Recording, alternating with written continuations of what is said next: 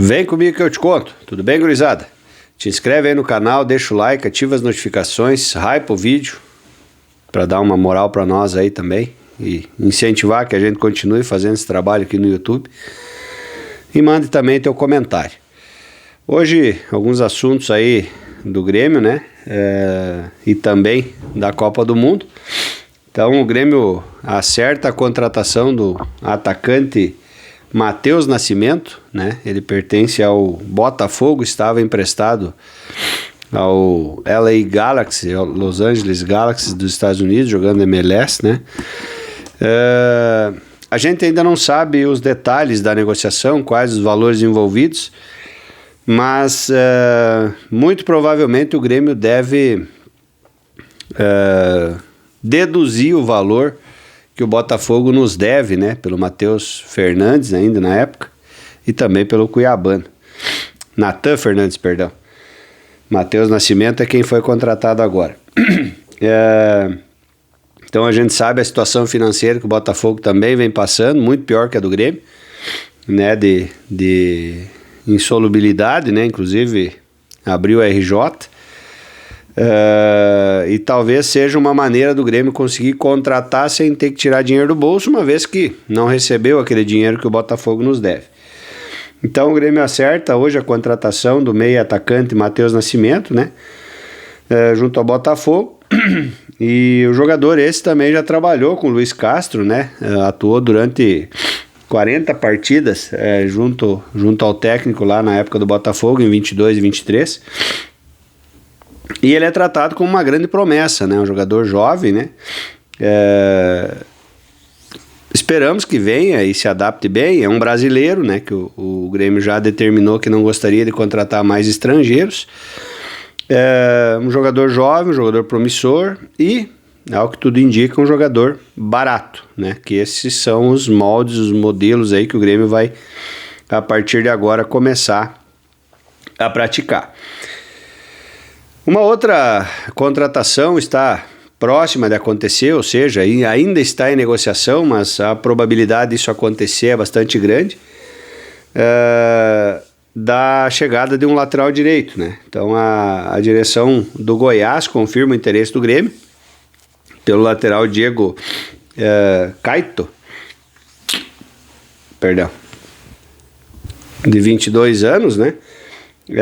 Jogador também promissor, né? O Grêmio ofereceu um valor de 300 mil aí, de compensação financeira por um contrato de empréstimo de 1 ano e já fixando o valor de compra no final desses 12 meses aí por 2 milhões de euros. Só que o Goiás quer vender ele agora, né? Então tinha uma proposta do mundo árabe para o jogador, mas no fim das contas o time de lá saiu fora do negócio, né? Então o Goiás negou, né, que houvesse essa possibilidade e confirmou que há interesse do Grêmio, né? O Grêmio tem realmente interesse nesse jogador, mas não gostaria de desembolsar esse valor agora, não quer comprar agora, quer testar ele por 1 ano, por empréstimo, e depois efetuar a compra, né? O Grêmio ofereceu 300 agora e 2 milhões no final de 12 meses, e o Goiás quer 2 milhões e meio agora, né? Então, daqui a pouco o Grêmio pode acertar, talvez por 2 milhões agora, de forma parcelada, enfim, alguma coisa nesse sentido. O negócio está em andamento e esse jogador pode muito brevemente desembarcar em Porto Alegre para assinar com o Tricolor. Então, seria talvez a solução para a nossa lateral direita, né? Porque Marcos Rocha e João Pedro, se juntar os dois não dá um, daí nós estamos com um Pavão adaptado. Então, mais do que nunca, nós precisamos contratar um lateral direito de ofício, né, para que assuma de vez, né, essa posição. Um jogador jovem, né, 22 anos, talvez seja essa a solução e o Grêmio possa, se ele resolver essa deficiência na lateral direita do Grêmio, talvez tenhamos um lateral direito por muito tempo ainda aí. Uma outra negociação que veio a público aí, mas sem muito alarde, né? Acho que vários comentaram, mas não evoluiu muito. é uma questão de uma possível troca de jogador ou de jogadores do Grêmio pelo Mandaca do Juventude, né? Para que o Mandaca venha agora, na metade do ano, vestir a camisa do Grêmio. Caso contrário, o Grêmio vai deixar correr e assina um pré-contrato com ele para que ele venha só no início do ano que vem. Mas a gente sabe da deficiência que a gente tem esse ano e da preocupação que nós temos, né, da proximidade do Grêmio com a zona de rebaixamento e com a grande possibilidade de nós irmos, né, ou voltarmos para essa zona de rebaixamento agora logo que retomar os jogos do Campeonato Brasileiro. Bueno, gurizada, de Grêmio era isso. Vamos falar um pouco de Copa do Mundo rapidamente. Hoje, então, 3 jogos importantíssimos aí pela Copa do Mundo, né? Já as 16 avos de final aí. Então, o Brasil, segundo jogo, né? Ontem, Canadá se classificou, mandando a África do Sul embora.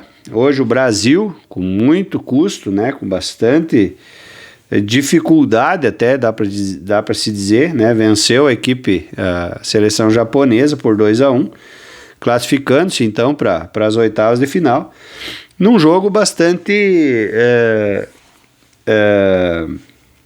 como é que vamos dizer assim, 2 tempos bastante distintos, né? O primeiro tempo o Japão dominou totalmente as ações e no segundo tempo, já com a entrada do Endrick, né? Pela lesão do Paquetá, mudou a postura, né? Acho que o jogador Endrick tem muito mais mobilidade, chama mais o jogo, joga pela direita, joga pela esquerda, aparece no meio, né? Então isso acabou desconcertando até de certo modo a defesa japonesa, né? Abrindo espaço para outros jogadores. O que o Paquetá não faz, né? Eu acho que o Paquetá, sinceramente, enche demais a bola dele. Eu não vejo todo esse futebol que o povo desenha ou que o povo enxerga nele, né? Sinceramente, para mim é um jogador comum, tá? Acho que tá na seleção só porque joga no Flamengo. Tenho que dizer isso, infelizmente, ou felizmente, ou naturalmente, não tenho nada que esconder e nem que ficar em cima do muro. A gente sabe como funciona o futebol do Rio e São Paulo. Para eles só existe Rio e São Paulo, o resto é resto, né? Então, sinceramente, acho que tá na seleção só por jogar no Flamengo, né? É isso, é um jogador comum e não agrega em nada, tá? E também, agora há pouco, a seleção paraguaia se classificou batendo a toda poderosa Alemanha nos pênaltis, né?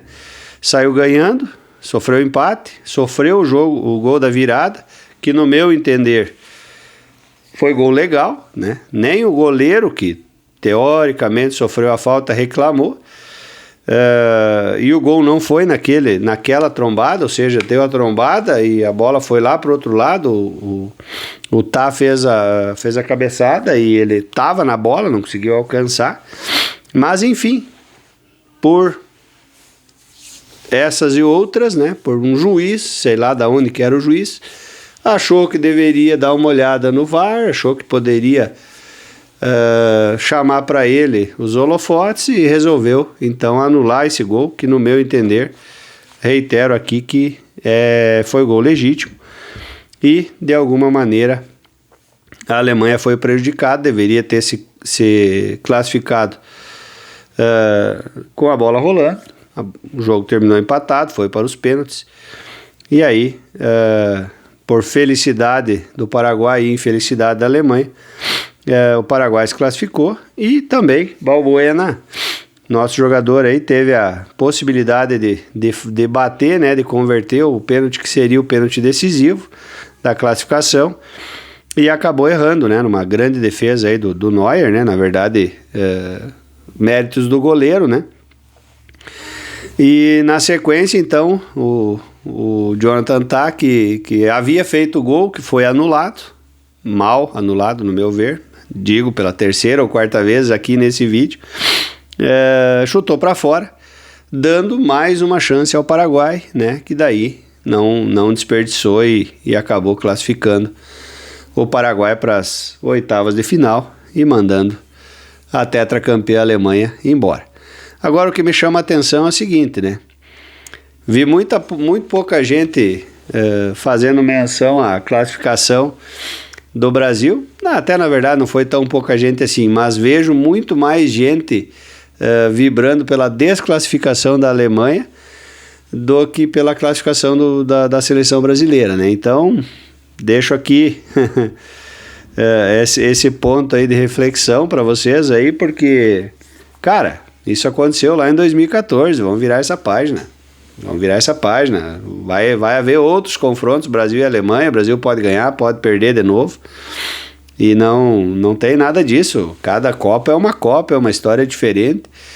Perdemos por 7-1, já vencemos de goleada outras equipes, a Alemanha goleou de 7-1 de novo esse ano e se desclassificou já no primeiro jogo de mata-mata. Então, cara, vamos virar essa página, né? Vamos ficar quanto tempo ainda remoendo esse 7-1 de 2014? Vamos pra frente, vamos andar pra frente, quem vive de história é museu. Valeu, galera! Mais uma vez, peço que tu te inscreva no canal e deixa o like aí pra nós, que é muito importante pra você, não custa nada. Valeu, forte abraço, até o próximo vídeo. Tchau, tchau!